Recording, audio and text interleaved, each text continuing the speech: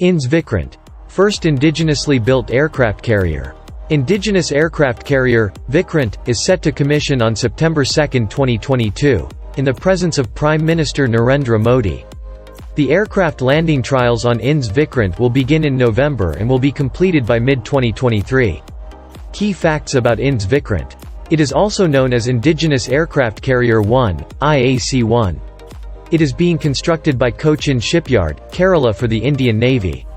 It has an overall indigenous content of 76%. This warship is 262 meters long, 62 meters wide and its height is 59 meters. Its construction started in 2009.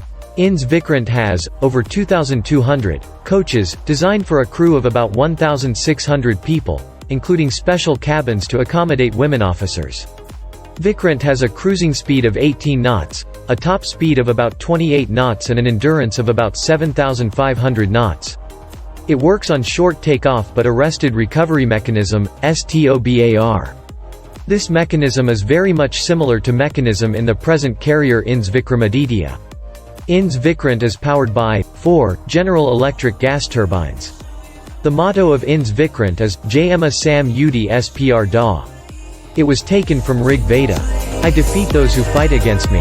The project cost of INS Vikrant was escalated to $3.5 billion in 2014.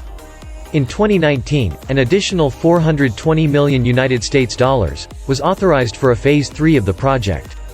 The project represents Indian unity as the aircraft carrier has been manufactured in 18 states and union territories, including places such as Kolkata, Jalandhar, Kota, Pune, Delhi, Ambala, Hyderabad and Indore. With the construction of Vikrant, India joins a select group of countries such as US, UK, Russia, China and France that have the unparalleled capability to design